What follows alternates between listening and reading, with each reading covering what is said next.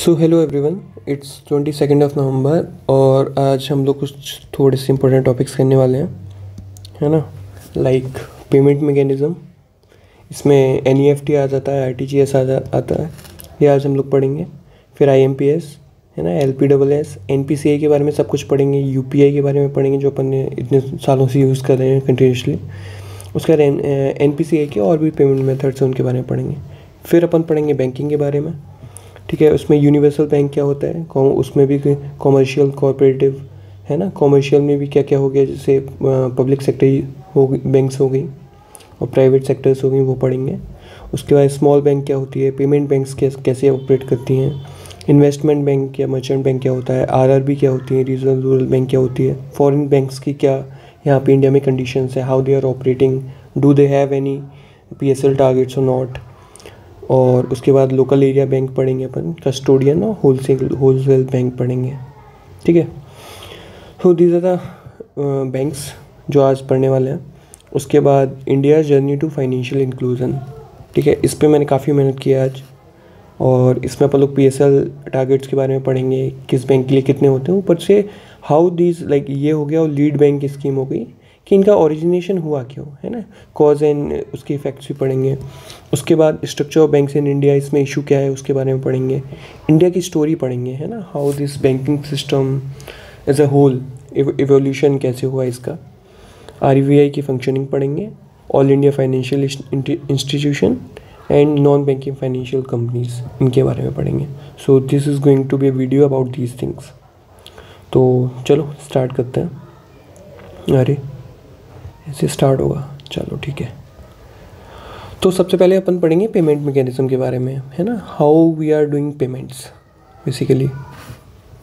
तो मैं एक बार इसमें कलर चूज़ कर लेता हूँ अपने, हाँ ये ठीक है। तो सबसे पहले सबसे ओल्ड वाला पढ़ेंगे अपन, चेक्स, है ना, चेक कैसे ऑपरेट करते हैं। चेक सबसे पहले इंट्रोड्यूस हुआ था first bank of Hindustan 1770s में। फिर अब इसको फिर निगोशिएबल इंस्ट्रूमेंट एक्ट आया था 1881 में, है ना, लॉर्ड रिपन में, उसमें इसकी बात हुई थी अच्छे से। उसके बाद 2010 में आरबीआई और एनपीसीआई, ये है national payment corporation of India, ठीक है, इन्होंने एक चेक ट्रंकेशन सिस्टम बनाया। अब ये कैसे ऑपरेट करता है, मतलब this is how cheques are operated. तो सबसे पहले प्रेजेंटिंग बैंक होता है ना, तो जो प्रेजेंट करता है, जहाँ प्रेजेंट किया जाता है वो स्कैन करता है उसको, है ना। जैसे चेक आपने देखा होगा, चेक होता है तो यहाँ पे कुछ लाइंस होती हैं उसकी, ठीक है, इनका होता है MICR नंबर होता है। It is basically magnetic ink character recognition, है ना। तो ये इसको स्कैन करते हैं, फिर वो इलेक्ट्रॉनिक इमेज आती है, फिर वो सेंड की जाती है ड्रॉअर बैंक पे, मतलब जहाँ से वो पैसे ड्रॉ करने, फिर वो वहाँ से चेक क्लियर करते हैं। तो this is how things are set कि चेक क्लियर होना होता है, ठीक है। उसके बाद ये 2010 की बात हो गई। 2021 में क्या हुआ, पॉजिटिव पे मैकेनिज्म आया, है ना। अब इसमें क्या होता था कि कोई भी पिक होती थी, जैसे आपने वो चेक दिया, उसको स्कैन किया, it is electronic authentication system होने लगा उसके बाद, है ना। पिक सेंड टू आरबीआई एक दिन पहले। फिर इशूअर बैंक और जो ड्रॉअर बैंक होती है, मतलब यहाँ से पैसे आने हैं और जहाँ पे पैसे जाने हैं, जिस बैंक से आने हैं और जिस बैंक में जाने हैं, ठीक है, they have to match the cheque number, ठीक है। 1940s में जो अभी मैं MICR नंबर के बारे में बता रहा था, which is basically magnetic ink character recognition, iron oxide से बना होता है वहाँ पे जो ये नंबर्स होते हैं। उसके बाद क्या है, हाँ, फिर उसमें एक चीज़ एक्स्ट्रा है कि NBFCs होते हैं, जो नॉन बैंकिंग फाइनेंशियल कंपनीज होती हैं। इनके बारे में अभी अपन लोग बहुत डिटेल में पढ़ने वाले हैं। आज काफ़ी रिसर्च किया है मैंने इस पर, मतलब मुझे चीज़ें इधर उधर डिस्क्रीटेड थी, आज मैंने अच्छे से कॉज एंड इफेक्ट तरीके से उसको पढ़ा है। तो जो NBFC होती हैं वो चेक इशू नहीं कर सकती हैं, बट चेक इशू कौन कौन कर सकता है, जैसे शेड्यूल कॉमर्शियल बैंक हो गई, है ना, और कोऑपरेटिव बैंक्स हो गई, और मतलब बेसिकली दो universal banks, they can issue the cheque, है ना। चलो ठीक है, ये हो गया। अब आगे देखते हैं। तो सबसे पहले चेक का पेमेंट सिस्टम पढ़ा हमने, उसके बाद अब देखते हैं डिजिटल पेमेंट क्या होता है, ठीक है। Digital payment. इसके बाद अपन लोग इसमें NPCI देखेंगे। पहले मैं थोड़ा हाईलाइट कर लेता हूँ, ठीक है। फिर अर्लियर कौन कौन से थे एंड कौन इनको ऑपरेट कर रहा था, ठीक है। उसके बाद UPI यहाँ से होगा।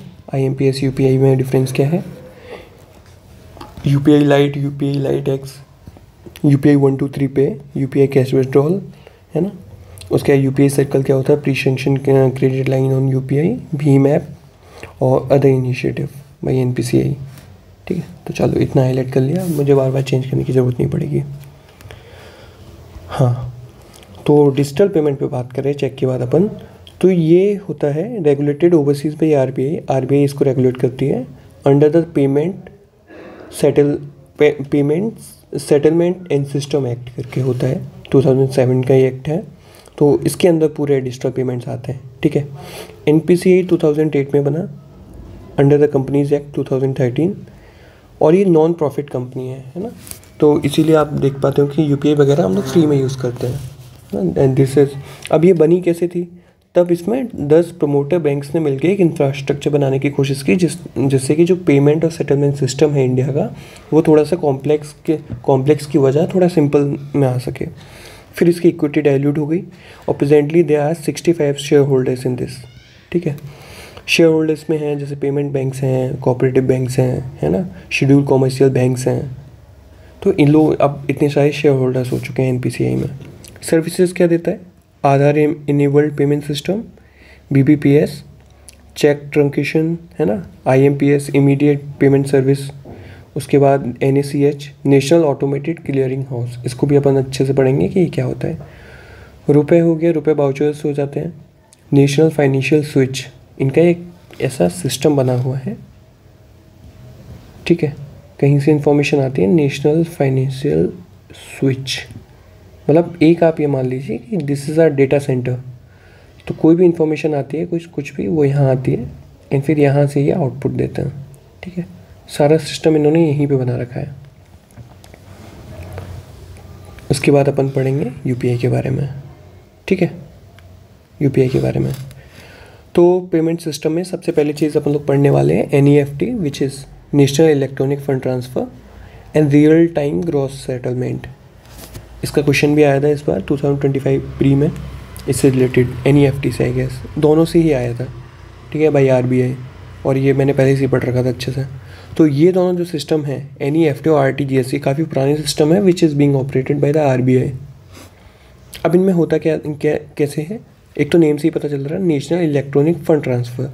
तो इसमें रिटेल फंड ट्रांसफ़र होता है, retail means a normal person can transfer the funds. Settlement इसमें 30 मिनट के इंटरवल में होता है। जैसे क्या होता है कि 30 मिनट में जितने भी आपने ट्रांसफ़र्स किए हैं, जितने भी ट्रांसफ़र्स हुए हैं इससे, उसके बाद 30 मिनट बाद ये आके सबको सेटल कर देगा। देखो ये सेटलमेंट होता क्या है, सेटलमेंट का मतलब क्या है, जैसे is the sender of money, है ना, he send some money to B, तो इसने तो भेज दिया, है ना, he send the money, but जब तक इसके पास रिसीव नहीं हो जाएगा, रिसीव होने के बाद ये इसको बता नहीं देगा कि that I have received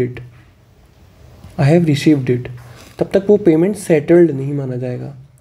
so for the payment to be settled the money has to be send and the message has to be send कि I have gotten the money, ठीक है।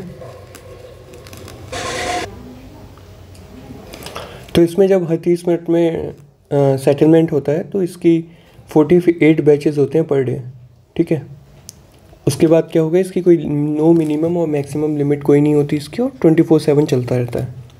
उसके बाद सेकंड सिस्टम आता है real time gross settlement. इसमें real time में settlement होती है, ठीक है। इसमें कोई लैग पीरियड नहीं होता है। तो इसमें क्या होता है, ये हाई वैल्यू ट्रांजेक्शन्स होते हैं बेसिकली, ये भी 24/7 होते हैं। इसकी मिनिमम वैल्यू 2 लाख होती है, मैक्सिमम जितनी भी जा पाए। उसके बाद ये फाइनल होता है और रिवोकेबल होता है ना। ये नहीं कि एक बार पैसे भेज दिए उसके बाद के वापस आ जाए, ऐसा कुछ नहीं होता, क्योंकि ये रियल टाइम में होता है।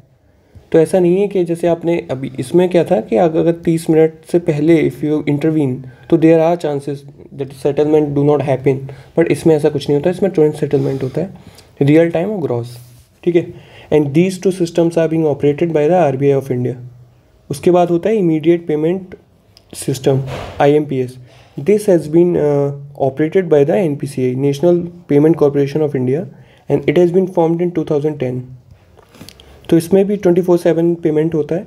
इसमें क्या होता है कि जो सेंटर होता है, तो सेंटर जब बैंक से इंफॉर्मेशन भेजता है कि I am just sending the money, तो ये NPI स्विच जो इन्होंने मैंने अभी बताया जो डेटा सेंटर बना रखा है NPI स्विच का, तो यहाँ से इंफॉर्मेशन रिट्रीव करके फिर वो बैंक से कंफर्म करके यहाँ पे पैसे रिसीव हो जाते हैं, ठीक है। बट इसमें जो IMPS है, इसमें सबसे ज़्यादा क्वेश्चन यहाँ से बनता है कि MMID इसमें बनानी पड़ती है, ठीक है, which is mobile money identifier, which is 7 digit number. तो जब आप देखते होंगे, जब आप किसी बैंक की वेबसाइट पे जब लॉगिन करते होंगे, तो फिर MMID बनती है वहाँ पे, ठीक है। So MMID is something which is related to IMPS। तो इसमें ट्रांसफ़र दो तरीके से होता है कि आप MMID डाल दीजिए पर्सन टू पर्सन सेंड करने के लिए सामने वाले की, या फिर आप उसका account number person to account, तो पर्सन टू पर्सन MMID से भी पैसे पहुँच जाएंगे और पर्सन टू सीधे account IFS number account number डाल के भी पहुँच जाएंगे। इसकी लिमिट होती है 1 से 5 लाख, ठीक है। उसके बाद this system LPSS which is light weight payment settlement system, this has been formed by NPCI, I guess. I don't remember exactly, but check it out, NPCI.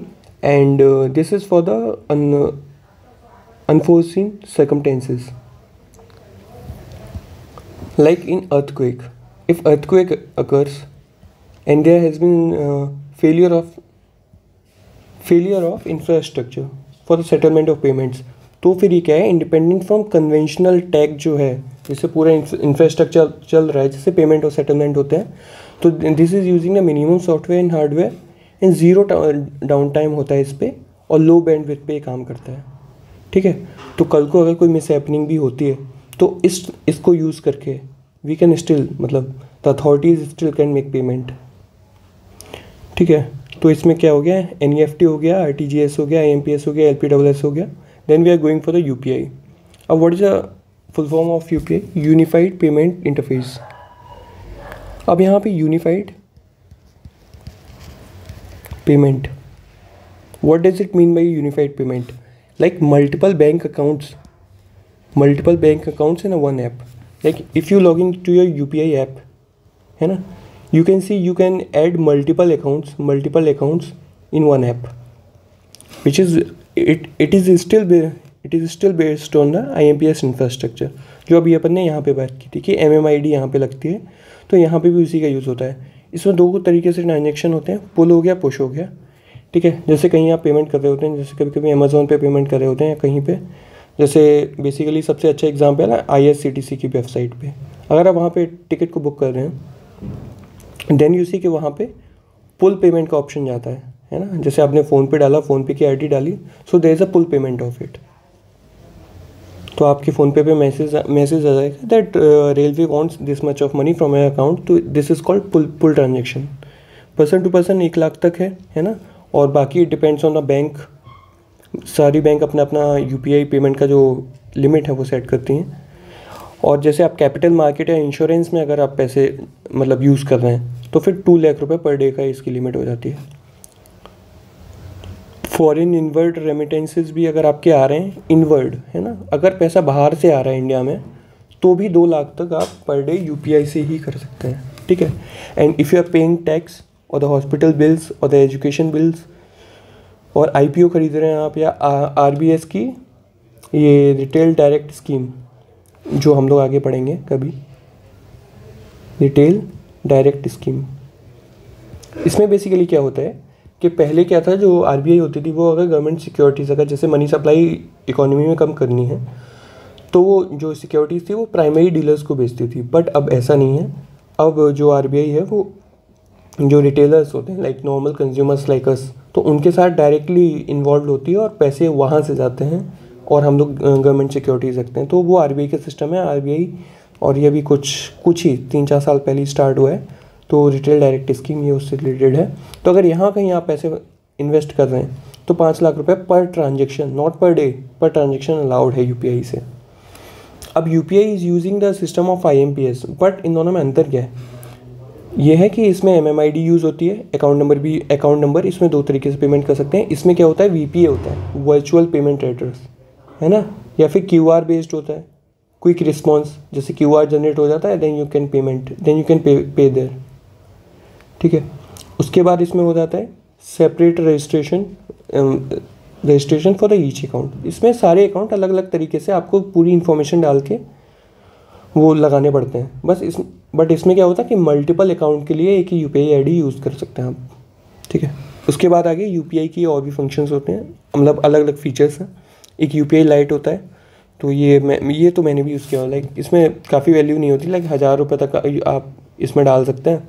और फिर आप जब पेमेंट करने जाते हैं, यू जस्ट स्कैन इट और you don't have to enter the UPI PIN. तो वो वाली चीज़ है इसमें, UPI लाइट में फ़ायदा हो जाता है। UPI लाइट X भी होता है, इसमें ऑफलाइन पेमेंट होता है। इसमें NFC स्टैक यूज़ होता है, नियर फील्ड कम्युनिकेशन, है ना, near field communication. I think ये 40 सेंटीमीटर तक होता है, 40 और मैं सॉरी 4 सेंटीमीटर तक होता है बेसिकली। इसकी 4 सेंटीमीटर रेंज होती है। बट इसमें क्या होता है, जब when you are using a UPI lite X, you have to get your device connected to the internet within 4 days, है ना। 4 दिन में एक बार तो आपको फ़ोन इंटरनेट से कनेक्ट करना पड़ेगा, तभी कर सकते हैं। पर ट्रांजैक्शन सीलिंग भी लगा रखी है इसमें, है ना, 500 से 1000 रुपये तक ही आप एक बार में कर सकते हैं। उसके बाद वॉलेट कैपेसिटी भी 5000 रुपये तक है इसमें, ठीक है। देन देयर कम्स UPI 1 2 3 पे, है ना। तो work on the feature phone, है ना, जो कीपैड फ़ोन होते हैं उन पे ये यूज़ होता है। तो उसमें बेसिकली क्या होता है कि सबसे पहले आप कॉल करते हैं, IVR नंबर होता है, उस पर you can call, then choose your payment method, mode of transaction आप चूज़ करते हैं, and then you enter your UPI PIN in your feature phone. तो फिर ऐसे करके पेमेंट हो जाता है। उसके बाद हो गया UPI कैश विड्रॉल हो गया। इसमें क्या होता है, कार्डलेस होता है ना। You can like withdraw your money और deposit your money to your bank account by your UPI ID basically. You don't need a debit card for the withdrawal, ठीक है। उसके बाद if you are going for the there is a limit of 10,000 per transaction, है ना, 10,000 per transaction. इसमें आप deposit भी कर सकते हैं। उसके बाद होता है pre sanction credit line on UPI। Individuals या स्मॉल बिजनेस, इसमें प्री सेंक्शन क्रेडिट लाइन भी होती है कि अगर आप पे पैसे नहीं हो तो आप पहले से ही ओवरड्राफ्ट फैसिलिटी करके बोल सकते हैं इसको। उसके बाद होता है एक UPI circle which can be used by the family. Multiple people can use 1 UPI account, है ना। Can be delegated to 5 accounts, 5 account तक आप यूज़ कर सकते हैं। उसके बाद हो गया Bhim, Bharat interface for money. ये भी NPCI का ही ऐप है ना। इसमें पर्सन टू पर्सन भेज सकते हैं। इसमें 3 फैक्टर ऑथेंटिकेशन होता है। पहला तो ये है कि डिवाइस ID होगी आपकी, ठीक है, when you are logging to the app. Then bank account हो गया। उसके बाद भी आपको you have to like do the UPI PIN while doing the payment, ठीक है। So there is 3 factor authentication. उसके बाद there are other initiative by the UPI NPCI also, like Bharat bill payment system settlement which is for the, इसमें क्या होता है कि आप जब फ़ोन पे वगैरह यूज़ करते हैं तो वहाँ पे BBPS भी आता है कि गैस, इलेक्ट्रिसिटी, ये सब का आप बिल एक ही जगह पे कर सकते हैं। उसके बाद हो गया यूनिफाइड प्रेजेंटमेंट मैनेजमेंट सिस्टम, ये 2022 में आया था। These are not very important, but ये है कि पता होनी चाहिए, क्योंकि कभी कभी ये पूछ लेते हैं, जैसे यही पूछ लेते हैं, जैसे RTGS हो गया या फिर NEFT हो गया। तो these are managed by the NPCI और RBI। सो ऐसे क्वेश्चन बन जाते हैं। So RBI is the correct answer for this. So this is how things are. उसके बाद NFS हो गया, नेशनल फाइनेंशियल स्विच, ठीक है। ये ATM network, like this is important, this operates the ATM network. सारी ATM नेटवर्क NFS से, national financial switch से ऑपरेट होते हैं। ये अपन पढ़ चुके हैं। चेक ट्रांसमिशन सिस्टम 2010 में आया था कि कैसे उसको फिर स्कैन होता था, फिर वो विड्रॉल से फिर वहाँ पे पैसे जाते थे रिसीवर पे, है ना। उसके बाद national electronic toll collection, FASTag हो गया। फास्टैग के लिए भी इन्होंने ये UPI NPCI ही ऑपरेट करता है फास्टैग को भी। Then there is AI chat works for the online ombudsman to NPCI, ठीक है। NACH इसमें है, नेशनल ऑटोमेटिक क्लियरिंग हाउस। ये बहुत इंपॉर्टेंट होता है जब यहाँ पे बल्क में किसी को पैसे भेजने हो, है ना, लाइक सैलरीज भेजनी हो किसी को, या फिर मनरेगा की पेमेंट भेजनी हो या फिर पेंशन भेजनी हो, so this has been used. उसके बाद ई रुपी वाउचर होता है, this is per person, this is basically specific to person और the purpose for this e rupee voucher has been issued and this is non transferable, जिसके name पे है वही इसको विड्रॉ कर सकता है। This has been propagated by NPCI and DFS, ठीक है। So this is what is about the payment system in India right now. So I think this is over and now we are heading to the banking portion, ठीक है। So let's see banking में क्या होता है। पहले we will mark the important heading like banking, then we are going to read the universal banks, it has commercial bank and the cooperative bank, then we are going for the non scheduled banks, उसके बाद small banks हो गई, small finance banks, payment banks, investment merchant bank, then regional rural banks, foreign share holding in banks, ठीक है, local area banks, custodian bank, wholesale bank, ठीक है। हाँ, उसके फाइनेंशियल इंक्लूजन बाद में है। तो ये देखते हैं कि बैंकिंग सिस्टम कैसे ऑपरेट करता है इंडिया में। So basically RBI operates everything. RBI का हेडक्वार्टर मुंबई में है and there are 2 act from where the RBI gets its power. The first one is RBI act 1934, उसके बाद आया बैंक रेगुलेशन एक्ट। इसमें डिफाइंड है कि बैंक क्या होते हैं, उनके फंक्शन क्या होते हैं। उनके फंक्शन लाइक डिपॉजिट और लोन्स, है ना, these are the 2 functions that are majorly perform by the banks. तो banks are also registered at companies under companies act. तो जितनी बैंक्स हैं तो वो एज ए कंपनी भी रजिस्टर्ड हैं because they make profit also, must get license by the RBI under BRA act like bank regulation act. अगर किसी को बैंक वर्ड यूज़ भी करना है in front of the company और the organisation, they have to get the license from the RBI. उसके बाद licence पहले वैसे मिलता था, पहले एक विंडो होती थी वहाँ पे जाना पड़ता, बट अब ऑन टैप लाइसेंसिंग है। आप जिस दिन करेंगे उसी दिन मिल जाएगा आपको if you are worthy of it. उसके बाद टाइप्स क्या क्या होते हैं, लाइक यूनिवर्सल बैंक्स होती हैं which has all the function of banks that we generally know. उसके बाद डिफ्रेंशिएटेड भी होते हैं, ठीक है। Some functions are allowed, small finance bank है ना, और ये पेमेंट बैंक्स हो गई, कस्टोडियन बैंक्स हो गई, these are specific banks for the specific purpose in economy. तो वो अपन अभी आगे देखेंगे, ठीक है। सबसे पहले अपन पढ़ेंगे यूनिवर्सल बैंक्स, ये क्या होती हैं। These are scheduled banks. इसमें भी 2 होते हैं, एक तो शेड्यूल्ड होती हैं, ठीक है, और एक नॉन शेड्यूल्ड होती है। तो what do I mean by scheduled banks? It means like there is schedule 2 of bank regulation act 1949। तो वहाँ पे ये मैंशनड है ना, which banks are scheduled banks, इनके नेम मैंशनड हैं बैंक्स के बेसिकली। तो इनको क्या CRR SLR भी मेंटेन करना पड़ता है, which is cash reserve ratio and statutory liquidity ratio, which is this is around 5.5% right now and this is around 18% right now। ये देखते हैं अपन किसी दिन, है ना। इसका basically I was doing this yesterday but कुछ इशू आ गया था उसमें, तो वो मैंने कर नहीं पाया। They are allowed to borrow under the liquid adjustment facility and marginal standing funds. तो LAF में तो देख ही चुके हैं अपन क्या क्या होता है। रेपो रेट होता है, रिवर्स रेपो रेट होता है, ठीक है। मार्जिनल स्टैंडिंग फैसिलिटी क्या होता है, इसमें क्या होता है कि जब आपकी ये दोनों ये लाइक रेपो रेट आपका या रिवर्स रेपो रेट ख़त्म हो गया, इसमें फैसिलिटीज़ ख़त्म हो गई हूँ, तो you can borrow from the RBI under the MSF। इसका ये होता है कि इसका जो रेट होता है वो थोड़ा बढ़ जाता है, इसके repo rate plus 0.5%। This is kind of penalty, ठीक है। This has been for the marginal standing facility. तो इसमें जो SLR की जो सिक्योरिटीज़ होती हैं, they can be used as a against the loan that you can take from the RBI, ठीक है। So this is it. उसके बाद हो गया, हाँ, तो so we were on the universal bank. तो उसको 2 में डिवाइड किया गया, the commercial bank like public sector banks, RRBs हो गई, प्राइवेट शेड्यूल कॉमर्शियल बैंक्स हो गई।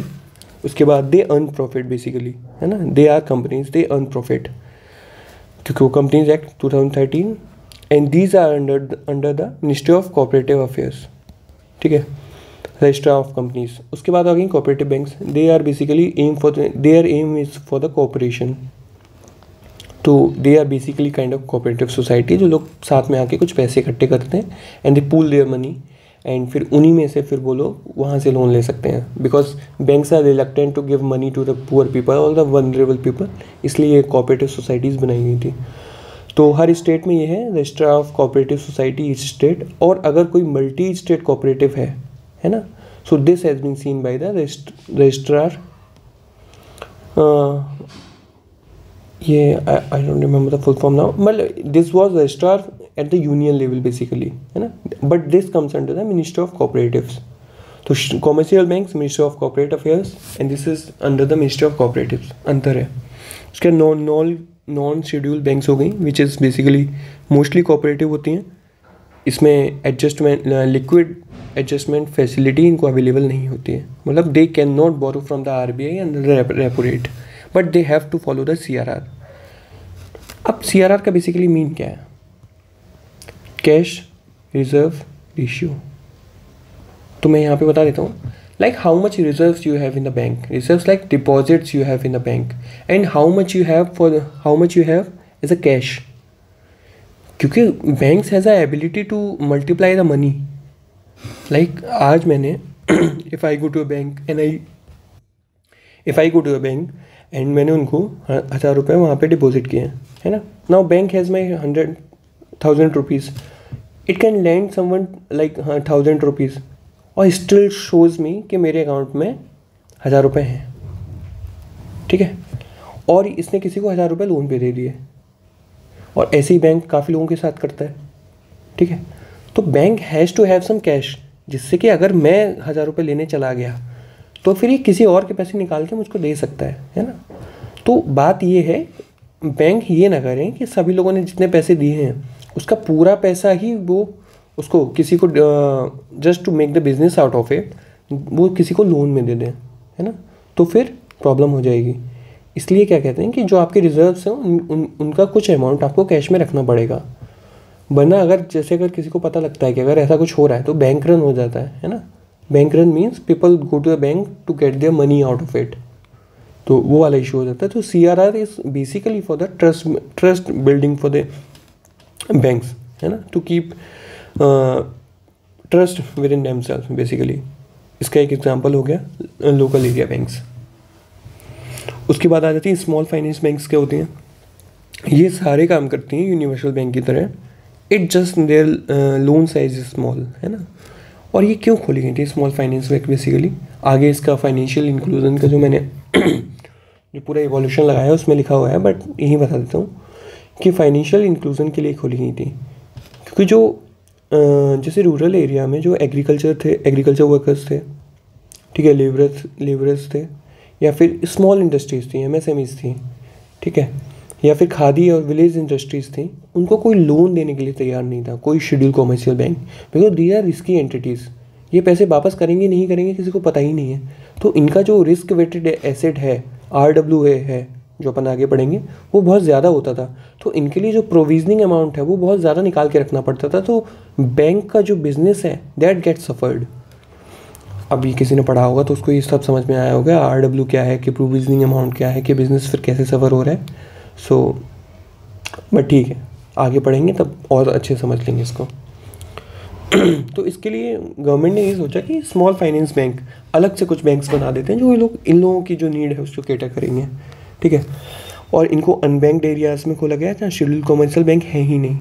इनके जो PSL टारगेट होते हैं, PSL means public sector lend, priority sector lending, ठीक है, प्रायोरिटी सेक्टर लैंडिंग मतलब the money you're lending you have to prioritize the sectors, कि आप कहाँ पे पैसा अपना लोन में दे रहे हैं, यू हैव टू। तो इसका 75% पैसे इसको मैंडेटरी है, उसमें से 40% मैंडेटरी है कि एग्रीकल्चर और MSME में जाना चाहिए, और 35% फ्लेक्सिबल है। बट वो भी PSL के जो अभी PSL की लिस्ट अपन आगे देखेंगे तो उन्हीं के किसी लिस्ट में जानी चाहिए, है ना। जैसे इरीगेशन में चला गया, that is basically under the agriculture, food processing में चला गया, या फिर रिन्यूएबल एनर्जी में चला गया। तो this is how your money should be given as loan, ठीक है। उसके बाद आ जाती हैं पेमेंट बैंक्स, ठीक है। तो स्मॉल फाइनेंस बैंक का क्या है कि इनका जो PSL टारगेट्स याद रखना है 75% होता है।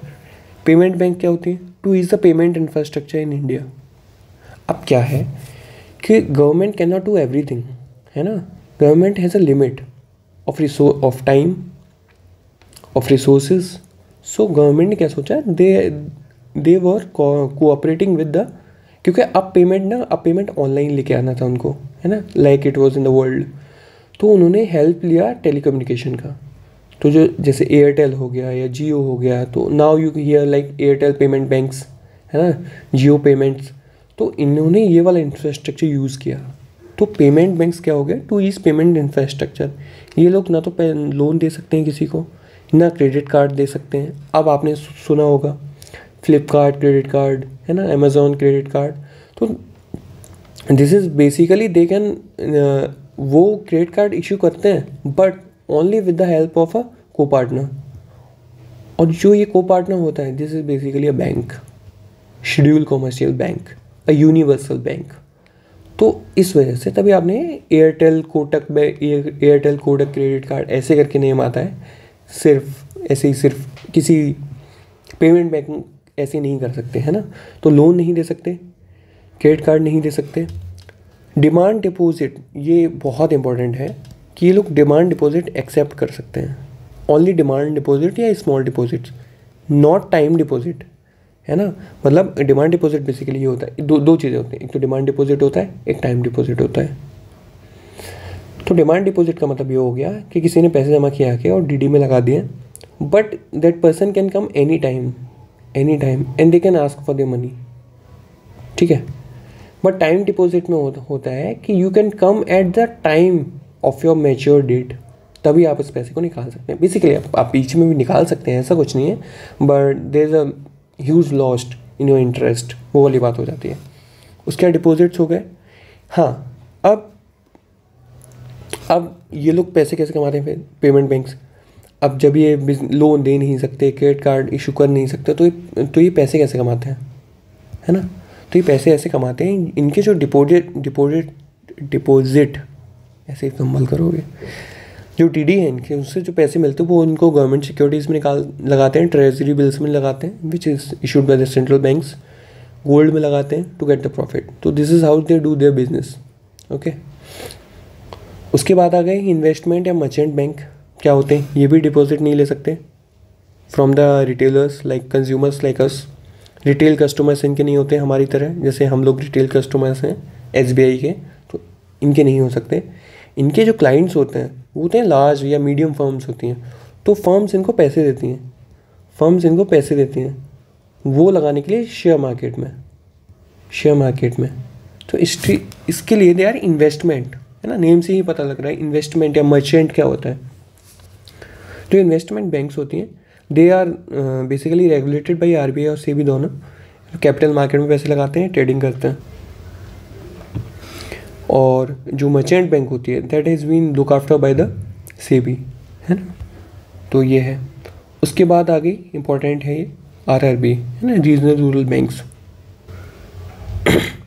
उसके बाद आगे रीजनल रूरल बैंक।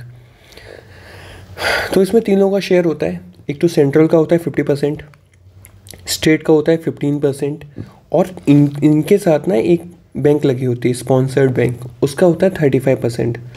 तभी आप कभी भी देखना, जब आपकी सिटी में कहीं भी RRB होगी तो वहाँ पे एक तो ये और किसी बैंक का नेम भी लिखा होगा, है ना, जो स्पॉन्सर्ड बैंक है उसकी।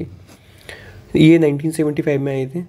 इनका आने का रीज़न क्या था कि 1975 तक भी कोई एग्रीकल्चरल लेबर को या फिर एग्रीकल्चर के लिए कोई पैसे नहीं देना चाहता था, है ना, क्योंकि mostly there were like commercial banks, तो सबको प्रॉफिट कमाना है, और एग्रीकल्चर सोसाइटी जो फार्मर्स थे वो एक रिस्की इन्वेस्टमेंट की तरह देखे जाते हैं, इसलिए उनको लोन कम दिया जाता था। आज भी ऐसा होता है स्टिल।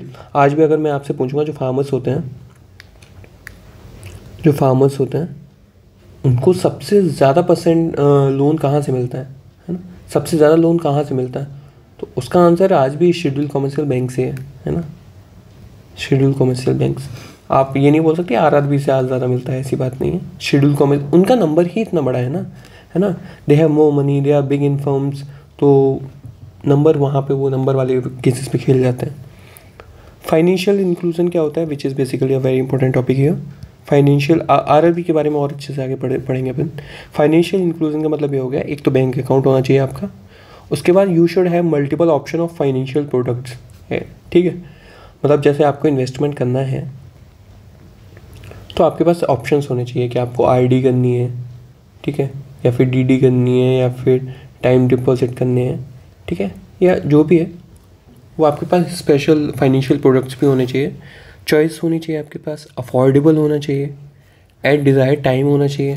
जैसे आपको लोन चाहिए अभी, है ना, सोइंग सीज़न आने वाला है and you are a farmer, तो लोन अभी अभी चाहिए, तो अभी तो क्योंकि अभी सोइंग सीज़न आने वाला है, आपको सीड्स खरीदने हैं, तो लोन अगर बाद में मिलेगा तो मतलब क्या है, तो एट डिज़ायर्ड टाइम पे भी होना चाहिए। उसके बाद capability to make inform decision, है ना, कोई ऐसे छिपे हुए टर्म्स एंड कंडीशन नहीं होने चाहिए, जो बात होनी चाहिए वो सीधी होनी चाहिए कि this is how much the interest rate and this is how things should be, और कब आपको पैसा रीपे करना है। तो these are the things which is called financial inclusion. Foreign banks का क्या सीन है यहाँ पे इंडिया में? एक तो फॉरेन बैंक्स होती हैं, एक तो हो गए दो चीज़ें हो गई, एक तो फॉरेन बैंक्स हो गई, दूसरा हो गया foreign share holding in banks. एक तो पूरी बैंक हो गई जो इंडिया में सिचुएटेड है, बट पूरी बैंक ही मतलब अमेरिकन है लाइक, और दूसरी है कि इंडिया की कोई बैंक है उसमें शेयर होल्डिंग है किसी फॉरेनर की, ठीक है, लाइक 74% तक अलाउड है, तो उतनी है, तो दो चीज़ें होंगी। तो फॉरेन बैंक्स के लिए क्या है, जो रजिस्टर्ड एब्रोड है बट इनको लाइसेंस मिला हुआ है इंडिया में काम करने के लिए, ठीक है, लाइक अमेरिकन सिटी बैंक बड़ी बड़ी सिटीज़ में मिलता है, लाइक मुंबई एंड दिल्ली, वहाँ पे अमेरिकन सिटी बैंक भी है।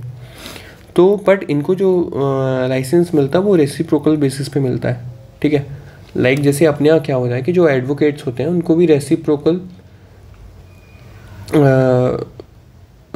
बेसिस पे मतलब उनको लाइसेंस मिलता है इंडिया में प्रैक्टिस करने के लिए। जैसे बैरिस्टर बोलते हैं जो लोग इंग्लैंड से पढ़ के आते हैं, ठीक है, एडवोकेट, तो वो है।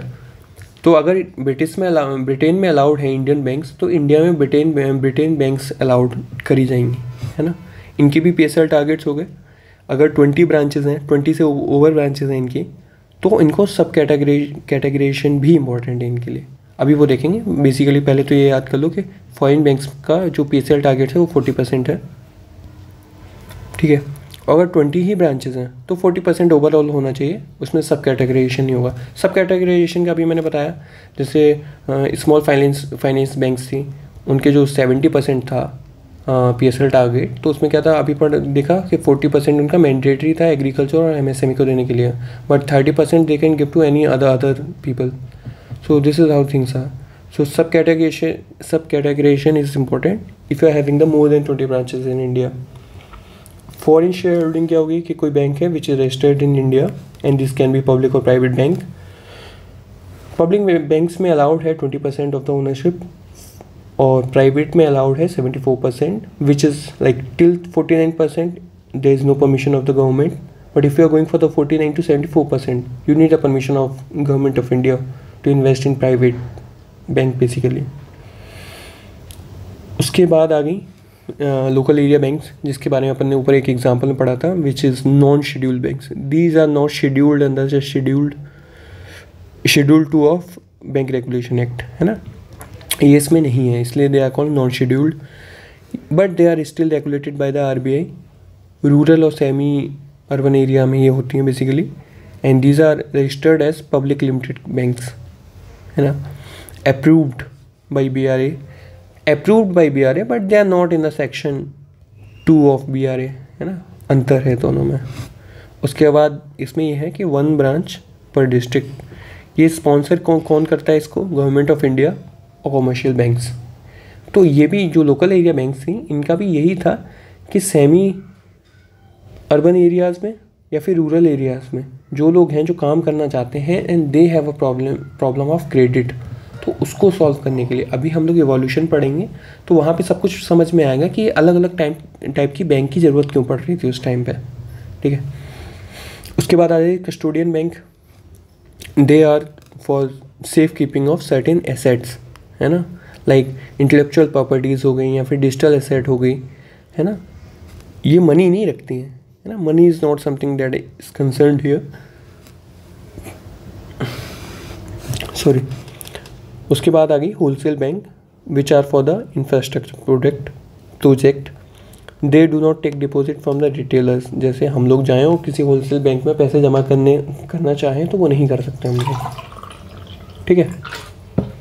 इंडिया में कोई ऐसी होलसेल बैंक नहीं है, but we have DFIs। DFIs basically development finance institutions.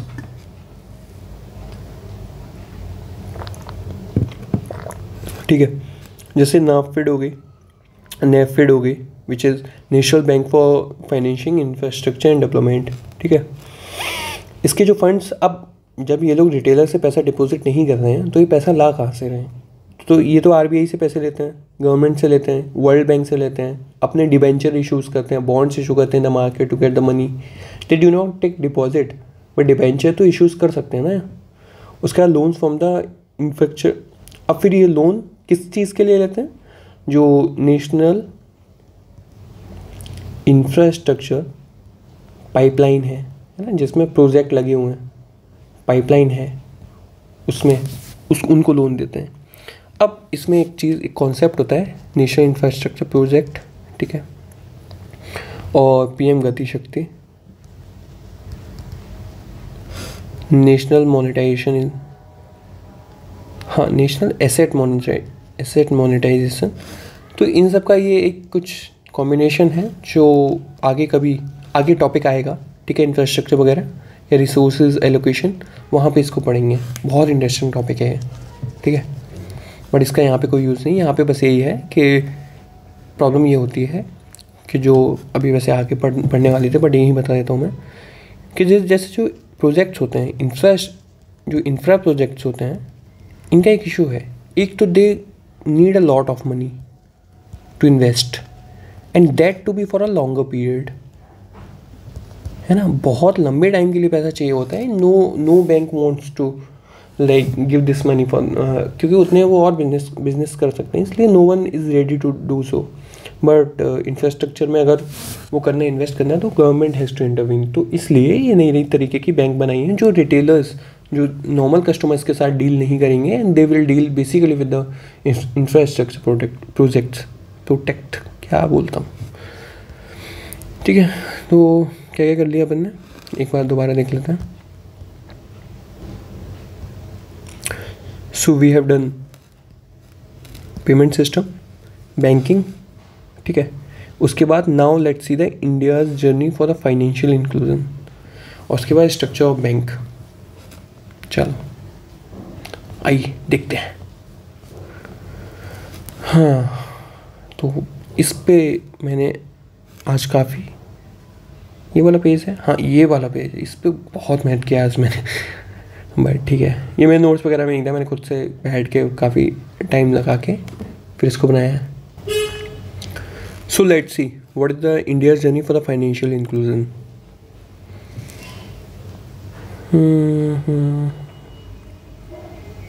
नहीं, इसी वीडियो में रहता हूँ, मैं सोच रहा था इसकी अलग, नहीं इसी में रहने दूँगा, ठीक है।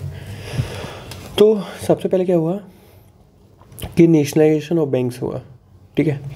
1860 में जब इंडिया उसी टाइम पे आज़ाद हुआ था 1947 में, तब ये देखा गया कि 2% population has a bank account and 5% of house holds has a bank account, ठीक है। 1969 में क्या किया कि 14 बैंक्स थी, 14 बैंक्स वर नेशनलाइज्ड, ठीक है। इनका रीज़न अभी अपन नीचे देखेंगे। और वो वाली बैंक नेशनलाइज की गई जिनका डिपॉजिट 50 करोड़ से ऊपर था, ठीक है। उस टाइम पे it was a huge amount. 1980 आते आते फिर 6 बैंक्स को नेशनलाइज किया गया और 6 बैंकों को नेशनलाइज किया है, ठीक है। और इसी के बीच में 1975 में RRB स्टार्ट हुआ। अभी सब समझ में आएगा ये सारी चीज़ें, बस अभी यहाँ पे फैक्ट आप देख लीजिए। उसके बाद 1993 में we move toward the private sector, private banks आने लगी। अब ये नेशनलाइजेशन क्यों कर रहे थे? टू इंश्योर क्रेडिट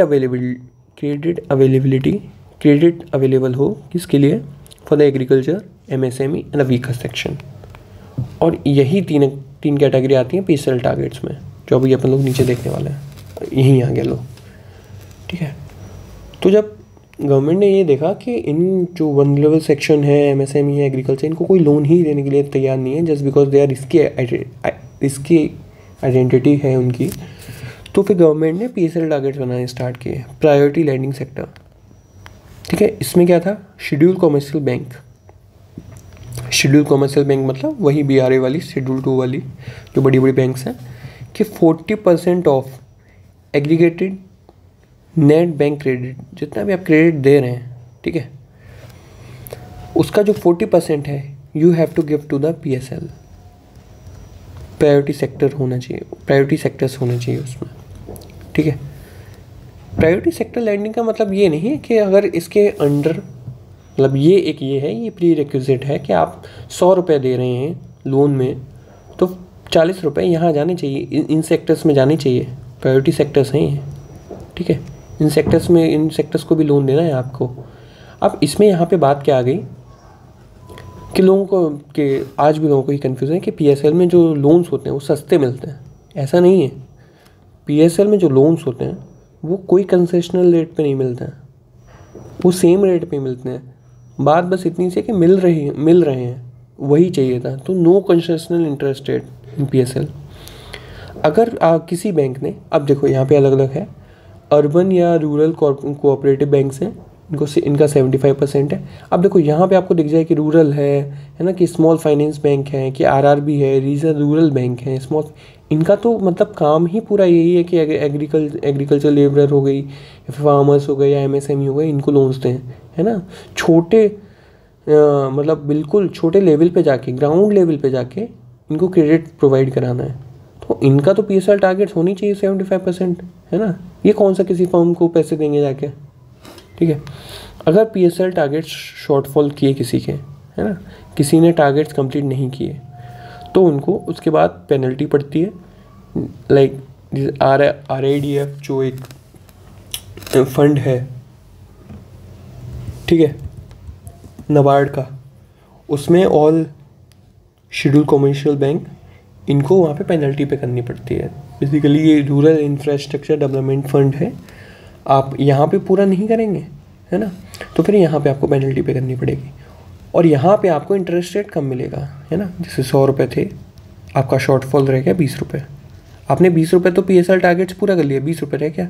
अब 20 रुपये आप RIDF में लगाएंगे, रूरल इंफ्रास्ट्रक्चर डेवलपमेंट फंड में, और यहाँ पे आपको जो इंटरेस्ट रेट पहले मिलता वो नहीं मिलेगा, कम मिलेगा। बट ये है, इसमें RRB और ऐसे भी नहीं है, क्योंकि ऑफकोर्स वो तो पूरा कर ही लेती हैं अपने टारगेट्स। उसके बाद अगर MSME में शॉर्टफॉल हुआ, क्योंकि सब कैटेगराइजेशन होगा, उसमें एग्रीकल्चर अलग आएगा, MSME अलग आएगा। ये देखो ये लिखा हुआ है सब कैटेगराइजेशन। अभी अपन इसको देखते हैं, सब कैटेगराइजेशन कैसे पढ़ते हैं इसको। तो इसमें जैसे CDV के कुछ फंड्स हैं वहाँ पे। और ये एक चीज़ याद रखना है, जो PACS है, प्राइमरी एग्रीकल्चर क्रेडिट सोसाइटी, इनके लिए कोई PSL टारगेट्स नहीं होते हैं, ठीक है। उसके बाद या फिर UIDF में इनको इन्वेस्ट करना पड़ेगा, या फिर PSL सर्टिफिकेट खरीदने पड़ेंगे, है ना। अब इसका क्या मतलब है, जैसे A बैंक है, इसको देने 40 रुपीज़ देने थे, इसने दिए 50 रुपीज़, है ना। अब इस पर 10 रुपये के सर्टिफिकेट्स हैं, PSL सर्टिफिकेट्स हैं, कि भाई मैंने तो ज़्यादा दे दिए हैं, ठीक है। तो ये B बैंक आएगी, उसने 30 ही दिए थे, तो 10 रुपये यहाँ से खरीद लेगी आके इससे, तो वो है। हो सकता है इसको 12 रुपये पे कर दे, है ना। तो इसलिए इनका भी फ़ायदा है और इनके भी PSL टारगेट्स पूरे हो गए, ये रहता है। उसके बाद हाँ, अब ये बहुत ज़रूरी है, रूरल इंफ्रास्ट्रक्चर डेवलपमेंट फंड, ठीक है। इसमें क्या है, ये 1995 में आया था on recommendation of Narasimhan committee. इसमें क्या है, जब आप इन्वेस्ट करेंगे, interest rate is less than the market rate. उसके बाद चलो ये देखते हैं कि PSL टारगेट्स हैं क्या क्या, मतलब PSL में क्या क्या आता है। तो एज ए सेड कि जो वीकर सेक्शन है ना, लाइक SC ST वुमेन, उनको 12% जाना चाहिए। जो मतलब आप ये जो 40 रुपये हैं, इसमें से 12 ये गए, ठीक है, प्लस यहीं प्लस करते जा रहे हैं। फिर एग्रीकल्चर को जाना चाहिए ऑल फार्मर्स, है ना, चाहे वो बिग हो या स्मॉल हो, 8% उनको जाना चाहिए। उसके बाद एग्रीकल्चर को दोबारा मार्जिनल एंड स्मॉल फार्मर्स को जाना चाहिए, विच इज़ बेसिकली 1 से 2 हेक्टेयर जिनके पास ज़मीन है, तो उनको और जाना चाहिए, 10% और जाना चाहिए, ठीक है। उसके बाद माइक्रो एंटरप्राइजेस हो गए, जैसे खादी एंड विलेज इंडस्ट्रीज़ हो गई, 7.5% वहाँ जाना चाहिए। उसके बाद अदर सेक्टर्स हो गए, लाइक फूड प्रोसेसिंग हुई, दीज आर वेरी इंपॉर्टेंट, कभी भी पूछ लिया जाएगा इनको, ठीक है। या फिर वर्मी कंपोस्ट हो गई, बायो फर्टिलाइज़र हो गया, सीड्स हो गए, एक्सपोर्ट हो गए, एजुकेशन लोन हो गया, सोशल इंफ्रास्ट्रक्चर हो गया, रिन्यूएबल प्रोडक्ट हो गया। तो इसमें 2.5% आना चाहिए, and this total cost down to 40%। तो these are the PSL targets, these are different section जो सब कैटेगराइजेशन की बात कर रहे हैं। तो जब फॉरेन बैंक्स की बात कर रहे थे उसमें ये था कि अगर 20+ बैंक्स हैं तो सब कैटेगराइजेशन आपको करना पड़ेगा। अगर ये वाला है ना, अगर 20 से कम है, अगर 20 से फॉरेन बैंक्स अगर 20 से कम है तो सब कैटेगराइजेशन मत करिए, बट 40% ओवरऑल तो दे ही दीजिए, है ना, ये बात है। उसके बाद इंडियन, अच्छा हाँ देखो ये यहाँ पे ही लिखा हुआ है, सब कैटेगराइजेशन इंपॉर्टेंट है, तो 20 से ज़्यादा है, 20 से कम ब्रांचेस हैं तो ओवरऑल 40% दे दीजिए। लीड बैंक स्कीम आ गई, ठीक है, अभी सबको समराइज़ करेंगे। लीड बैंक स्कीम में क्या है, इसमें ये था designated a bank for district for the financial inclusion, simple सी बात है। उसके बाद ये है ब्रांच ओपनिंग रेगुलेशन आ गए, certain number of branches in unbranched areas, unbanked areas. तो उसमें ये आया था कि अगर कोई बैंक है तो उसकी कुछ % of branches should be in unbanked areas, है ना। ये नहीं है कि SBI ने अगर ब्रांचेस खोलनी है तो वो सारी बड़ी बड़ी सिटीज़ में ही खोले, ऑफकोर्स वहाँ भी खोलेगी, बट कुछ % of the branches should be in unbanked areas जहाँ पे बैंक अभी है नहीं, है ना, for the financial inclusion purpose. So this was the scene, this was the regulation. उसका समरी देखते हैं क्या है। 1969 में अपन ने देखा कि 14 बैंक हुई, उनको नेशनलाइज किया गया, उसके बाद PSL टारगेट्स हो गए। उसके बाद रूरल बैंकिंग, वीकन मोनोपोलीज जो थी बना रखी थी, ये बड़े बड़े लोगों को ही लोन देंगे, वो वहाँ पे टूटी है। 1980 में again 6 bank were again nationalised. 1969 में लीड बैंक स्कीम आई। उसके बाद 1975 में RRB was established, then NABARD was established 1982, और यहाँ पे RFID पड़ा है, RIDF basically rural infrastructure development fund. Then 1992 में सेल्फ हेल्प ग्रुप हो गया, which is I don't remember the BLP right now. उसका 1998 में KCC आया, किसान क्रेडिट कार्ड। 2008 में रंगराजन कमेटी आई, इनके जो रिकमेंडेशन है वो आज देखेंगे। 2014 में प्रधानमंत्री जनधन योजना आया, which has been a like phenomenal scheme, है ना। इसने इंडिया में सबसे ज़्यादा बैंक अकाउंट्स खोले हैं। उसके बाद 2019 के बाद तो UPI boom, as we all can see. उसके बाद देखें what is the structure of banks in India, है ना, how it is operating and what is the issue in the structure of banks. So basically what is India facing right now is there is a inverted graph, है ना। There are lot of big banks in India and there are less regional banks like local banks, फिर small local banks. तो बड़ी banks ज़्यादा हैं and they have to cater everyone, तो ये हो नहीं पाता है, ठीक है। और जो इंटरनेशनल कम्पिटिटिवनेस है वो भी कम हो जाती है। अब जैसे कोई प्रोजेक्ट है ना, जो इंटरनेशनल लेवल पे आ रहा है, अब वहाँ पे USA की कंपनी जा रही है, या फिर जापान की कंपनी आ रही है, और South Korea basically, let's take that. तो ये 3 कंट्रीज़ की बड़ी बड़ी बैंक्स आ रही हैं, they are taking the infrastructure project. जैसे भी आंध्र प्रदेश की बात हो रही थी तो सिंगापुर आ रहा था, सिंगापुर की कंपनीज आ रही थी, वहाँ की बैंक्स आ रही थी कि we will invest the money. तो इनकी जो बिड लगती है, जैसे कोई प्रोजेक्ट है इसकी बिड लग रही है, तो वहाँ पे जो SBI है, SBI बिड में जा ही नहीं पाती, क्योंकि SBI do not have that luxury to go for के लो इंटरेस्ट रेट पे पैसा दे दे किसी को, ठीक है। इंडिया के बाहर नहीं दे सकते हैं वो, क्योंकि they have to cater everyone. तो कोई है ही नहीं ऐसा, तो इंटरनेशनल कम्पिटिटिवनेस है वो अपनी बहुत कम हो जाती है। और no bank in global top 50, है ना, सिर्फ एक SBI है जो ग्लोबल टॉप 50 में है। तो इसका सॉल्यूशन क्या निकाला गया, जो नरीमन कमेटी और रघुराजन कमेटी थी, उन्होंने ये बोला कि ग्राफ को उल्टा कर दीजिए, जो बहुत बड़ी बैंक्स हैं वो कम होनी चाहिए इंडिया में, but they should be healthy, है ना। इंटरनेशनली कम्पिटिटिव बैंक्स इस लेवल की होनी चाहिए, कम बैंक्स होनी चाहिए बट लेवल ये होना चाहिए उनका। उसके बाद रीजनल बैंक ज़्यादा होनी चाहिए, नेशनल नेशनली प्रेजेंट होनी चाहिए, और जो स्मॉल लोकल बैंक्स हैं वो बहुत ज़्यादा होनी चाहिए, है ना, जिससे कि जो नॉर्मल लोग हैं, नॉर्मल पीपल हैं, उनको कोई इशू ना हो, है ना, उनकी नीड्स पूरी हो सकें। और तभी तो अपन देख रहे हैं ना कि आरआरबी आ रहा है, स्मॉल फाइनेंस बैंक आ रहा है, ठीक है, लीड बैंक स्कीम आ रही है। तो ये सब क्या है, ये फाइनेंशियल इंक्लूजन के लिए है। These are for the credit generation for the vulnerable people. तो वो वाली बात है। तो जो बड़ी बैंक है वो कम होनी चाहिए, but they should be so much financially sound कि वो इंटरनेशनली कम्पीट कर पाएँ और बैंक से, ठीक है। तो this is a problem of structure of banks in India and this is a solution, this is how thing should be. उसके बाद अपन देखते हैं इंडिया की स्टोरी क्या चली है अभी तक, है ना। तो ये आज काफ़ी रिसर्च किया है मैंने इस पर, सो इसको पढ़ने मजा आएगा। उसके बाद आरबीआई फंक्शन देखते हैं। मैं थोड़ा पानी पी लूँ बस। एक काम करता हूँ, it is already around 55 minutes right now, so I think I am tired a bit, तो आई नीड 5 मिनट ब्रेक। तो उसको फिर मैं अगले वाले में कंटिन्यू करता हूँ, है ना। तो इसमें कितना हो गया है, इसमें यहाँ तक वी हैव सीन। तो the India story is remaining, उसका RBI functioning and all India financial institution and non banking financial corporation companies. तो ये चार बेसिकली 4 चीज़ें रहेंगी। सो उनको वहाँ देखते हैं। ओके।